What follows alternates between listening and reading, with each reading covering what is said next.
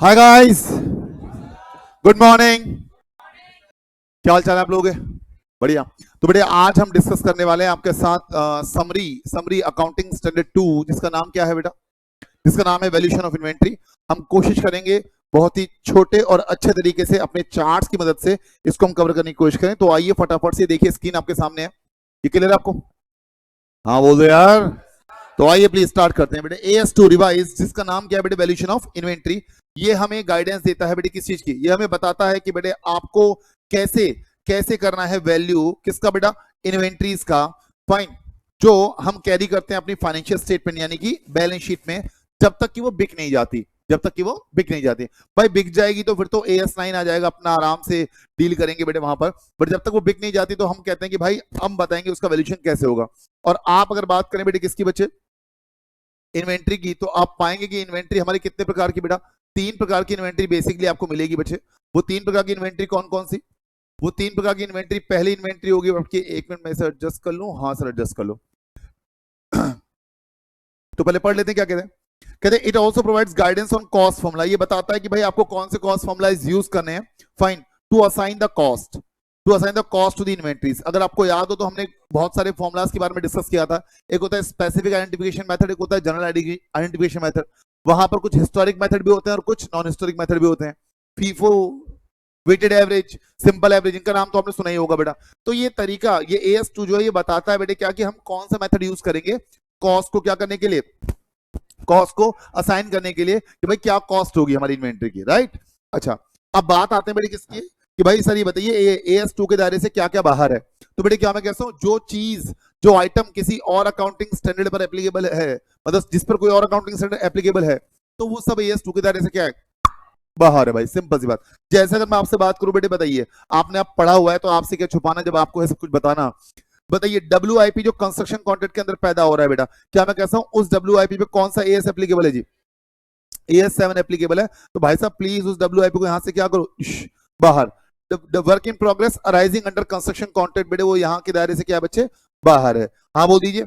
अच्छा, इंक्लूडिंग बेटे क्या बच्चे? सर्विसेज कॉन्ट्रैक्ट, जो उसके अंदर जो सर्विस कॉन्ट्रैक्ट है जैसे डिजाइनिंग का एंड ऑल, तो वो भी यहाँ के दायरे से क्या बेटा? बाहर है। हाँ बोल दीजिए।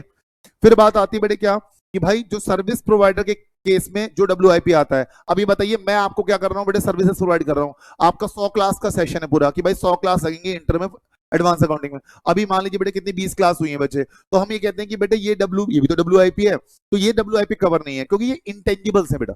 ये क्या बच्चे? इंटेंजिबल्स है। क्या मैं जो सर्विस आपको दे रहा हूँ सब छू के देख सकते हो कि मजा आया? नहीं ना, ऑब्वियस सी बात है। तो सिंपल सी बात बेटे क्या बच्चे, ये आपका ये सर्विसेज का जो WIP ये भी कवर नहीं है किसके अंदर बेटा? आपका AS2 के अंदर।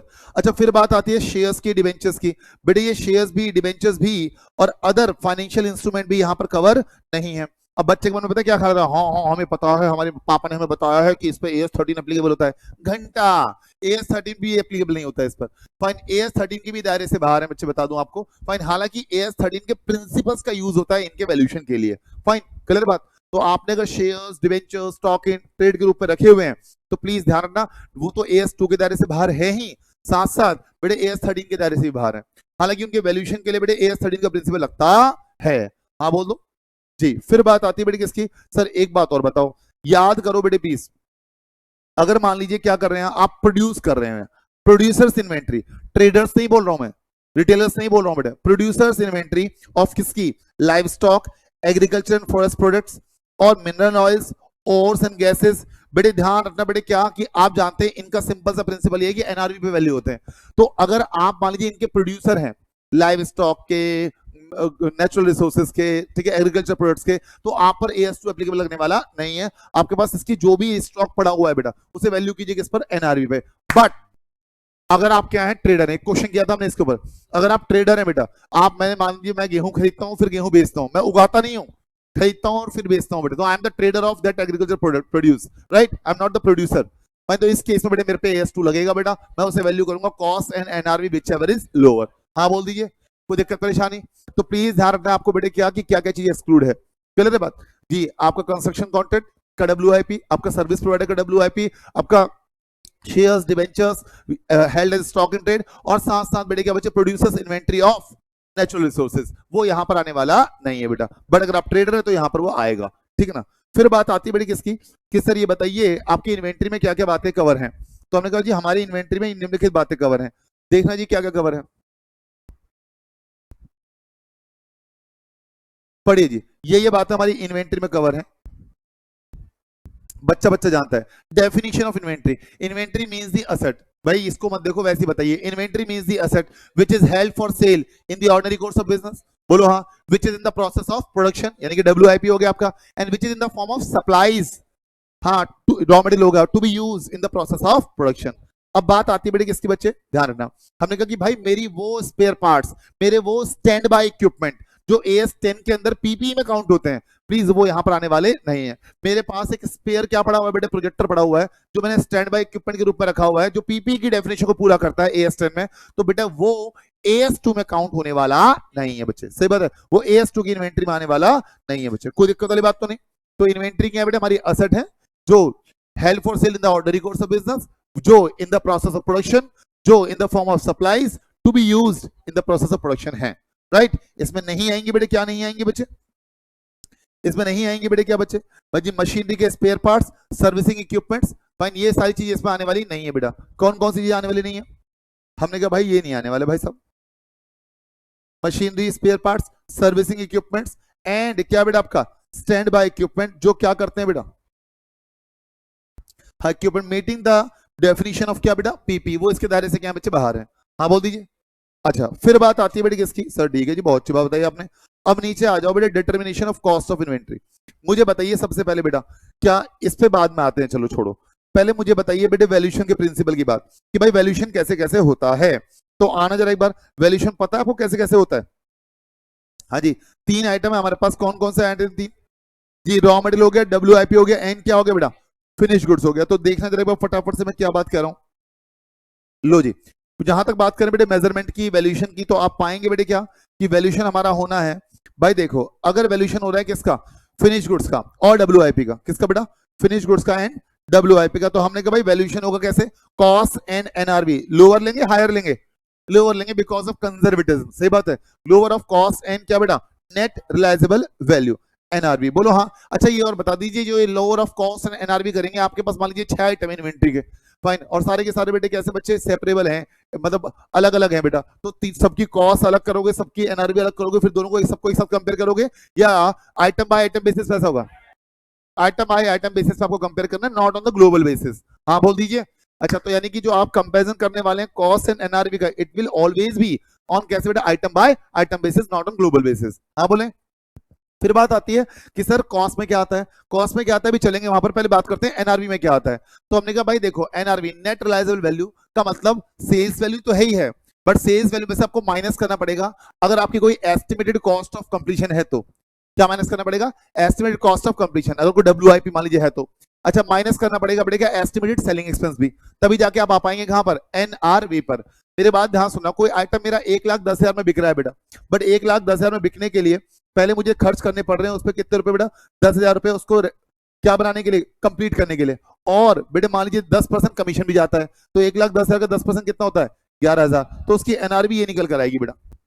आ रही बात समझ में, हाँ बोल दीजिए। तो हमने कहा बेटे NRV में क्या होगा, NRV में कुछ नहीं है बेटे, जो भी आपको वैल्यू मिल रही है रिलाइज करके उस पर से माइनस कर दीजिए बेटे क्या, estimated cost of completion if any, जो कि WIP के केस में होगी होगी बेटा, WIP के केस में होगी बेटा, और माइनस कर दीजिए बेटे क्या, सेलिंग एक्सपेंसेस। हाँ बोल दीजिए, कोई दिक्कत परेशानी।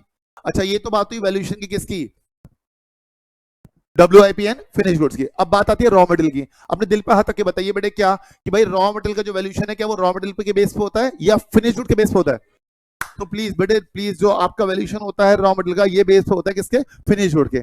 If finish goods are sold, हाँ जी, if finished goods are sold at और अबव कॉस्ट, तो रॉ मटेरियल को वैल्यू कीजिए किस पर, कॉस्ट पर, क्योंकि इसका मतलब रॉ मटेरियल अपना पूरा प्राइस लेके आ पाएगा। बोलो हाँ।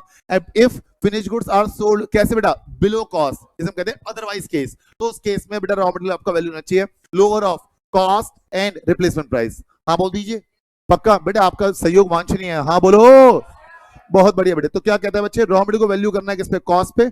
If finished goods are sold at और अबव कॉस्ट, अदरवाइज आपको कैसे वैल्यू करना है बच्चे, रिप्लेसमेंट कॉस्ट पे। कोई दिक्कत वाली बात तो नहीं, पक्का। हाँ बोल दीजिए। तो अब बात आती है बेटे किसकी बच्चे, सर बहुत सारी बात हो गई, बस ये बता दो कॉस्ट क्या है, कॉस्ट क्या है। पहली बात मैं ये बात बता दूं आपको बेटे, ये रिप्लेसमेंट प्राइस क्या है। बेटे रिप्लेसमेंट प्राइस या रिप्लेसमेंट कॉस्ट वो प्राइस है जो आपको आज पे करना पड़ेगा अगर आपको अपनी इन्वेंट्री को क्या करना है बेटे, रिप्लेस करना है। तो आपको चाहिए वैसी इन्वेंट्री। तो मैंने बताया जैसे बेटे मैंने ये आईफोन मान लीजिए बेटे 70,000 रुपए का लिया था, बट आज यही आईफोन लेट से बेटे कितने रुपए का आ रहा है बच्चे, 20,000 रुपए का आ रहा है। 20 का तो नहीं आ रहा होगा, हाँ ये 13 है, कितने का आ रहा होगा, 40 का। मान लीजिए 40,000 का आ रहा है, तो सिंपल सी बात ये क्या होगा बेटा, ये इसका रिप्लेसमेंट प्राइस है कि आज अगर ये फोन खराब हो जाए और डिट्टो मुझे ऐसा ही फोन चाहिए बेटा, कलर बात, तो मुझे कितने का मिल जाएगा, 40,000 का। तो कॉस्ट मैटर नहीं कर रही है बेटा कि भाई आपने लिया होगा जब लिया होगा, ठीक है ना, आई बात समझ में। हाँ बोल दीजिए। तो रिप्लेसमेंट प्राइस मतलब आज आपको वो सेम चीज कितने में मिल जाएगी। हाँ बोल दो जी। आइए बात करते हैं हम किसकी बेटा, कॉस्ट की। किसकी बेटा, कि कॉस्ट क्या है, कॉस्ट कौन कौन से आइटम से मिलकर बनी है। अपने दिल पे आता कि बताइए, सारी बातें रिवाइज होंगी, समझ ना आए तो पैसा वापस। देखिए थोड़ा समय बेशक लगेगा मगर चीजें बेटे परफेक्ट हो जाएंगी। लो जी, determination of cost of inventory. Inventory की कॉस्ट में भाई क्या क्या आएगा, तो आपने कहा भाई देखो कॉस्ट ऑफ इन्वेंट्री में भाई तीन बातें मेन है। पहली बात तो बेटे क्या है, वाकई में इन्वेंट्री की कॉस्ट। दूसरी बात बेटे है उसकी कन्वर्जन की कॉस्ट। और तीसरी बात है बेटे अदर कॉस्ट, है ना। जब मैं बात करता हूँ कॉस्ट ऑफ इन्वेंट्री की खुद की बेटा, तो भाई उसमें क्या क्या आ गया, जो उसका परचेस प्राइस है वो हो गया, परचेस प्राइस है वो हो गया। कोई भी तरह का बेटे कोई ट्रांसपोर्टेशन खर्चा लगा है बेटे वो जुड़ जाएगा। कोई भी बेटे टैक्सेस लगे बेटे वो जुड़ जाएंगे। फाइन, अगर मान लीजिए वो टैक्सेस रिफंडेबल है तो क्या हो जाएंगे, माइनस हो जाएंगे। इसके अलावा कोई ट्रांजिट का इंश्योरेंस बेटे वो जुड़ जाएगा। सही बात है, वो सारे के सारे खर्चे इसमें क्या हो जाएंगे बेटा, ऐड हो जाएंगे। सही बात है। बट ध्यान रखना बेटे क्या कि किसी कोई भी टैक्स आपका माइनस तभी होगा जब उसके क्रेडिट के लिए आपके पास डॉक्यूमेंट अवेलेबल हो। अब you should have document evidencing the credit कि भाई हाँ आपको क्रेडिट मिल जाएगा, तो ही आप बेटे उसको माइनस करेंगे। सही में, अदरवाइज वो जो टैक्स आपने पे किया है बेटे वो कॉस्ट का पार्ट बन जाएगा, वो माइनस होने वाला नहीं है। पक्का, हाँ बोल दो। अच्छा मैं बात जो बोल रहा हूँ उसे आप फील कर पा रहे हैं, क्योंकि टाइम हो गया आपको AS2 कवर किए हुए, तो रिकॉल हो पा रहा है, बहुत बढ़िया। तो पढ़ना बेटे क्या कहता है बच्चे, हमने कहा परचेस प्राइस आ गया, ड्यूटीज एंड क्या आ गए बेटा, अदर टैक्सेस आ गए।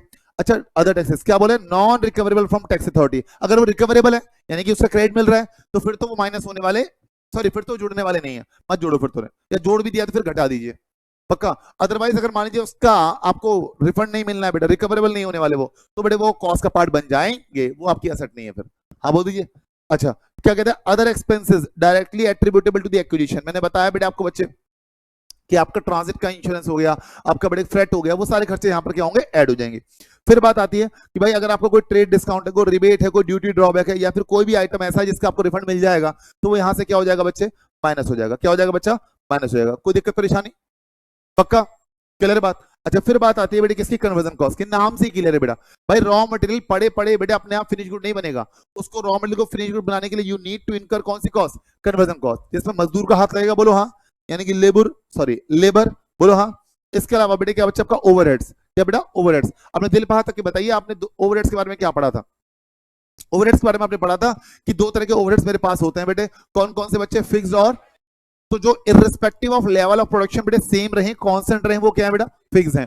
और जो बेटे वेरी करेंगे with the level of production वो क्या है आपके, वो वेरिएबल ओवरहेड्स हैं। अपने दिल पर तक एक बात और बताइएगा, कहां पर आप अलोकेशन का बेस सोचते हैं, वेरिएबल पर या फिक्स पर, वेरिएबल सोचते हैं, फिक्स पर सोचते हैं बच्चे। वेरिएबल पर तो भाई जितना जितना हो रहा है उतना उतना चार्ज करते जाइए, सही बात है। फिक्स पर आप सोचते हैं, हमने कहा कि फिक्स को हम क्या करेंगे बेटा, फिक्स को हम अलोकेट करेंगे, चार्ज करेंगे प्रोडक्शन पर ऑन द बेसिस ऑफ, सबसे पहली प्रायोरिटी कौन सी, normal capacity of production, normal capacity of production. But अगर मान लीजिए बाय चांस मेरा एक्चुअल प्रोडक्शन एक्सीड करता है किससे, नॉर्मल कैपेसिटी से, तो उस केस में मैं किसको बेस लूंगा, एक्चुअल को, ताकि मैं ना ओवर एब्जॉर्प्शन से बच जाऊं, मैं ओवरहेड्स को ओवर एब्जॉर्ब ना करूं, ज्यादा एब्जॉर्ब ना करूं बेटा। सही बात है भाई, अगर मैंने नॉर्मल को बेस दिया और एक्चुअल प्रोडक्शन उससे ज्यादा हुआ, भाई आपने नॉर्मल आपका कम था तो आपका जो रिकवरी रेट आएगा वो ज्यादा आएगा। मैं इसे करके भी दिखाता हूं एक बार, बच्चों को फिर दिक्कत आती है। मान लो 1,00,000 रुपए का आपके बेटे क्या बच्चे, फिक्स ओवरहेड्स हैं, आपका नॉर्मल कैपेसिटी प्रोडक्शन बेटे कितने का है, 20,000 का है, तो आपका रिकवरी रेट यानी कि एब्जॉर्प्शन रेट कितना आएगा, ₹5 पर यूनिट आएगा, बोलो हाँ। और मैं कहता हूं कि आपने क्या किया, एक्चुअल में प्रोड्यूस कर दिया लेट से 25,000 यूनिट, तो आप 25,000 यूनिट पर ₹5 पर यूनिट के हिसाब से जब एब्जॉर्ब करोगे तो यू विल बी एब्जॉर्बिंग कितना बेटा, 25,000 इंटू 5 कितना आ गया बेटा, 1,25,000, 1,25,000। अपने दिल पर आता कि बताइए 125 आ गया, सोच समझ के बताना, बात सही नहीं है। खर्चा हुआ 1,20 और हमें चार्ज कितना कर दिया, एक 25, तो इट अमाउंट्स टू क्या बेटा, over absorption of overheads, over absorption of overheads. सही बात है, हाँ बोल दीजिए जी, बहुत बढ़िया बेटा। तो पढ़ना क्या कहता है, कहता है वेरिएबल ओवरहेड को तो क्या करना है बेटा, ये वेरी करते हैं with the level of production, volume of production. यहाँ इसका ओ गायब है, कह रहे सर ओ तो हमारे भी गायब है, वॉल्यूम ऑफ प्रोडक्शन। सही बात है। फिर वहीं अगर हम बात करें किसकी, फिक्स प्रोडक्शन की, फिक्स प्रोडक्शन ओवरहेड्स की, तो हमने कहा ये रिलेटिवली क्या रहते हैं बेटा पुत्र, ये रिलेटिवली रहते हैं क्या बेटा, constant, fine, regardless of the volume of production. कोई दिक्कत वाली बात तो नहीं, पक्का। अच्छा अभी आएंगे इसके ऊपर बेटा, ये वैसे पॉइंट समझ में आया आपको, कल को इसके ऊपर एमसीक्यू बनेगा तो आपको पता होना चाहिए कि भाई क्यों नहीं लेते, नॉर्मली क्यों नहीं लेते, एक्चुअल क्यों पे आ जाते हैं, एक्चुअल बेस से आते हैं कि भाई क्योंकि ओवर एब्जॉर्प्शन से बच जाए।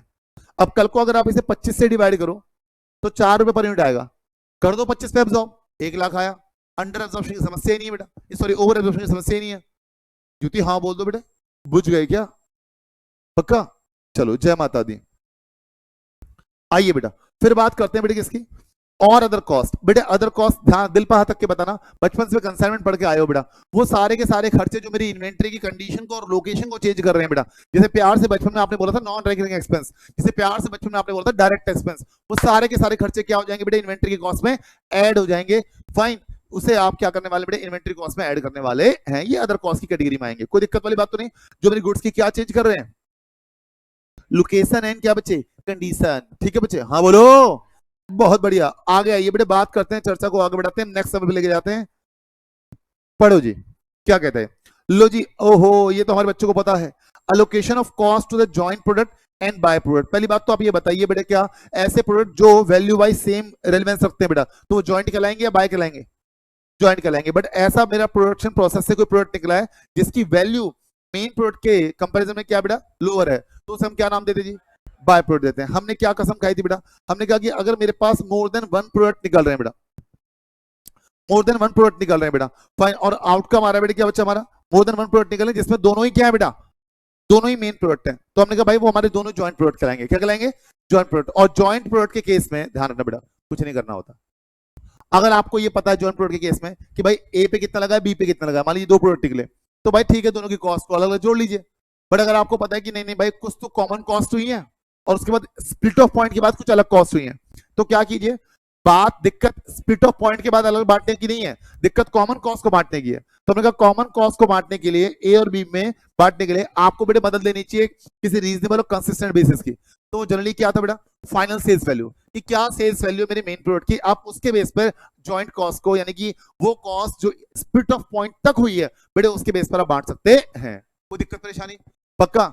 अच्छा अगर मान लीजिए, पहले मैं चलो इसकी बात करता हूं, मान क्या लीजिए ये देखिए आउटकम आया बेटे जॉइंट प्रोडक्ट का, तो हम कहते हैं बेटे where when the cost of conversion of each product is separately identifiable. Separately पता है आपको ए का कितना बी का कितना है, फिर तो नाचो गाओ जश्न मनाओ। सही बात है, जंगल में मोर नाचा किसने देखा, कुछ नहीं करना आपको, सीधा क्या कीजिए सारी कॉस्ट को ऐड कर दीजिए, ए की अलग बी की अलग। तो कहते हैं cost of each product is calculated on the basis of separate cost incurred. यहां कोई दिक्कत नहीं है। दिक्कत कहां पर है बेटा, जब कॉस्ट ऑफ कन्वर्जन जो है of each product is not separately identifiable, कि भाई जो आपकी कॉस्ट है ईच प्रोडक्ट की वो सेपरेटली आइडेंटिफिएबल नहीं है। तो हमने कहा भाई देखो जो कॉमन कॉस्ट है बेटा उसको क्या कीजिए, उस कॉमन कॉस्ट को बेटा क्या कीजिए बच्चे, उस कॉमन कॉस्ट को allocation of cost is based on relative sales value of each product, either कैसे बेटा at the stage in the production process when the products become separately identifiable, यानी कि भाई स्प्लिट ऑफ पॉइंट, कि आपकी split off point पे क्या sales value है उस बेस पे बांट दीजिए। या फिर क्या कीजिए बेटा, जब आपका प्रोडक्शन कंप्लीट हो जाएगा, पूरा सामान तैयार हो जाएगा, तब देख लीजिए बेटा तब फाइनल सेल्स वैल्यू क्या है, तब फाइनल सेल्स वैल्यू क्या है उसके बेस पे बांट दीजिए। मतलब कहने का ये है कि बेटे आप क्या कर सकते हैं, आप अपनी जॉइंट कॉस्ट को किसी भी रीजनेबल और कंसिस्टेंट बेस पे बांट सकते हैं। हो सकता है कि वो सेल्स वैल्यू हो एट स्प्लिट ऑफ पॉइंट, हो सकता है कि वो सेल्स वैल्यू हो एट फाइनल पॉइंट। हाँ बोल दीजिए, क्या मेरी बात आपके कानों में घुस रही है, थोड़े दिमाग में घुस रही है, पक्का। हाँ बोल दीजिए बेटा, अगर यही जोश दिखाओगे तो फिर मैं रिवीजन नहीं करूंगा। हाँ बोलो, बहुत बढ़िया। चलिए आगे क्या कहते हैं, अब मान लीजिए बेटे मोर देन 1 प्रोडक्ट निकल रहे हैं, मोर देन 1 प्रोडक्ट निकल रहे हैं बेटे, और वो पता क्या कह रहा है, ध्यान सुना, एक मेन प्रोडक्ट है और उसमें क्या बेटे दूसरा क्या है बाय प्रोडक्ट।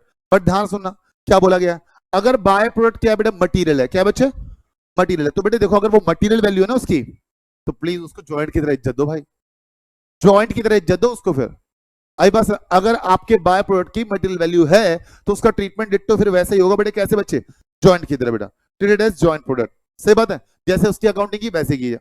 वैसे जनरली बताऊं बेटा आपको बच्चे, क्या मैं आपसे एक बात बोलूं कि भाई आपने क्या किया, कोई प्रोडक्ट बनाया बेटा, अब उसके साथ बाय प्रोडक्ट की कुछ वैल्यू इतनी ज्यादा निकल रही है, इतनी ज्यादा निकल रही है, इतनी ज्यादा निकल रही है बेटे, क्या कि जो आपको लगता है बेटे क्या बच्चे कंसिडरेबल है।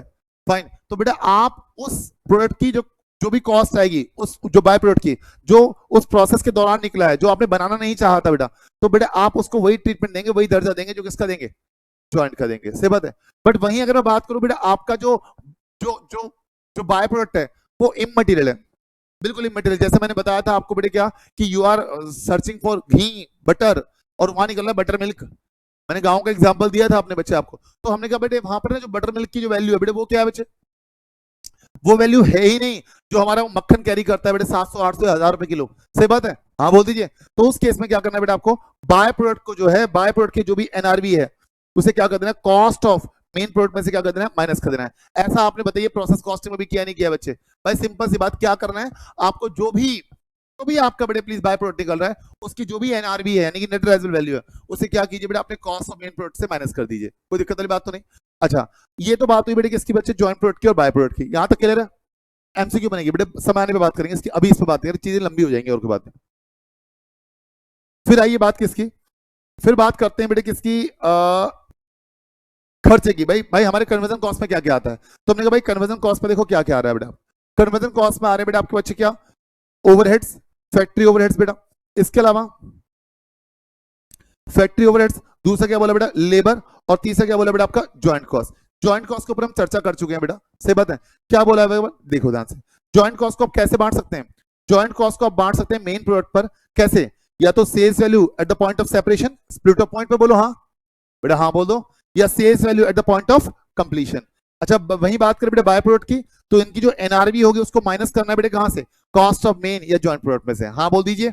अच्छा फिर बात आती है बेटे किसकी, वेरिएबल ओवरहेड्स की। बेटे वेरिएबल ओवरहेड्स को क्या करना है आपको, जब ओवरहेड की बात ही चल रही तो वेरिएबल ओवरहेड को जितना प्रोडक्शन हुआ उसके बेस पे चार्ज करते जाइए, इसके लिए कोई बेस लेने की आवश्यकता आपको एज सच नहीं है। बट वहीं अगर हम बात करें किसकी, फिक्स प्रोडक्शन ओवरहेड्स की, दिल पाता के बताइए, फिक्स प्रोडक्शन ओवरहेड्स के लिए सबसे पहली प्रायोरिटी कौन सी आपकी, नॉर्मल कैपेसिटी ऑफ प्रोडक्शन।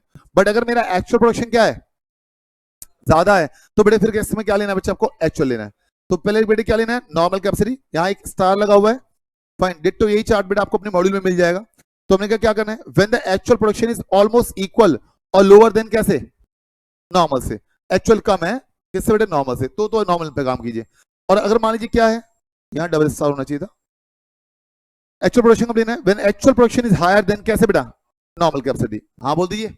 कोई दिक्कत परेशानी, पक्का चलें जी। अब आइए बात करते हैं, चर्चा बढ़ाते हैं आगे। हमने कहा बेटे कौन कौन सी कॉस्ट ऐसी जिसको बेटे हमें क्या करना है बेटे, इन्वेंटरी की कॉस्ट में इंक्लूड नहीं करना है, इसके बल्कि हमें क्या करना है बेटा, एक्सक्लूड करना है बेटा। इसे हमें क्या करना है, एक्सक्लूड करना है। तो बेटे बताइए ऐसी कौन कौन सी कॉस्ट है। तो हमने कहा भाई देखो, मेरा किसी भी तरह का एबनॉर्मल लॉस, मेरा किसी भी तरह की स्टोरेज कॉस्ट, मेरे किसी भी तरह की ऑफिस एडमिन की कॉस्ट, मेरे किसी भी तरह का बेटे सेलिंग एक्सपेंस, मेरा किसी भी तरह का बेटे क्या बोरोइंग कॉस्ट बेटा।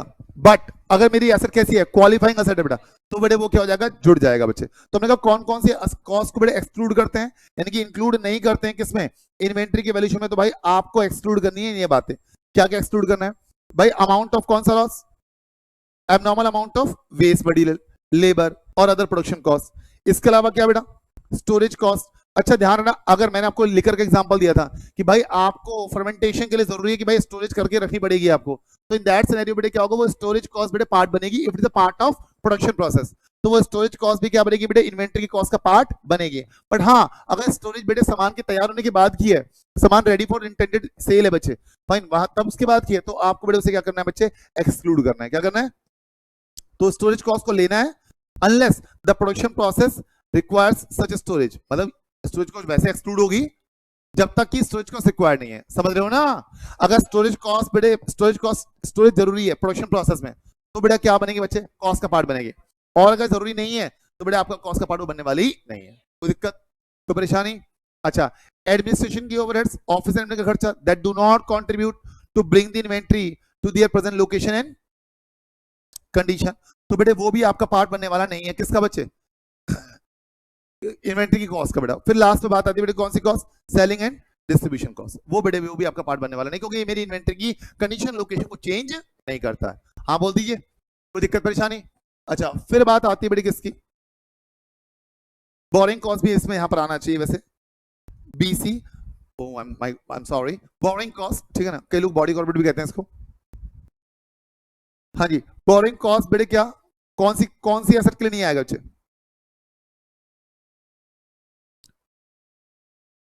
क्वालिफाइंग में तो जुड़ता है बेटा, नॉन क्वालिफाइंग में नहीं जुड़ता, for non qualifying asset, right. हाँ बोल दीजिए। अच्छा फिर बात आती है बेटा कॉस्ट फॉर्मूला की। अब बताइए बेटा कॉस्ट फॉर्मूला, कहा था ना ये एएस बताता है कि भाई आप कॉस्ट फॉर्मूला कौन से यूज करते हैं। तो कॉस्ट फॉर्मूले की बात आती है तो हमने कहा भाई इन्वेंट्री वैल्यूएशन की टेक्निक में हमारे पास देखो जी क्या क्या तरीके हैं। अगर मेरी इन्वेंट्री कैसी है, अगर मेरी इन्वेंट्री ऐसी जो एक की जगह दूसरी इंटरचेंजेबली यूज होती है बेटा, ऑर्डिनरीली कैसी बेटा, इंटरचेंजेबल है, ऑर्डिनरीली कैसी बेटा, इंटरचेंजेबल है। तो आपके पास सबसे पहले जो पुराने तरीके बेटा, पुराने ढर्रे वाले तरीके, फीफो है, वेटेड एवरेज है, सिंपल एवरेज है, हिस्टोरिकल कॉस्ट मेथड, कौन कौन से हैं जी, फीफो हो गया, वेटेड एवरेज हो गया, क्या बेटा सिंपल एवरेज हो गया, सही बात है। आप यहां लगा दीजिए बेटा क्या, हिस्टोरिकल कॉस्ट मेथड, कोई दिक्कत वाली बात नहीं है। बट अगर मान लीजिए आपके पास क्या है, हम नॉन हिस्टोरिकल मेथड की बात करें तो नॉन हिस्टोरिकल मेथड में क्या क्या आता है बेटा बताइए। एक तो रिटेल मेथड आता है, मुझे बताइए रिटेल मेथड क्या कहता है आपसे। रिटेल मेथड ये कहता है कि भाई देखो मैं कुछ नहीं करूंगा, अगर मेरे को पता है कि मेरी इन्वेंट्री पे मार्जिन क्या है तो मैं क्या करने वाला हूं बेटा, अपनी इन्वेंट्री की सेल्स वैल्यू लूंगा, उस सेल्स वैल्यू में से अपना मार्जिन घटा दूंगा, मार्जिन घटा के मेरे पास जो वैल्यू आएगी वही कॉस्ट आ जाएगी।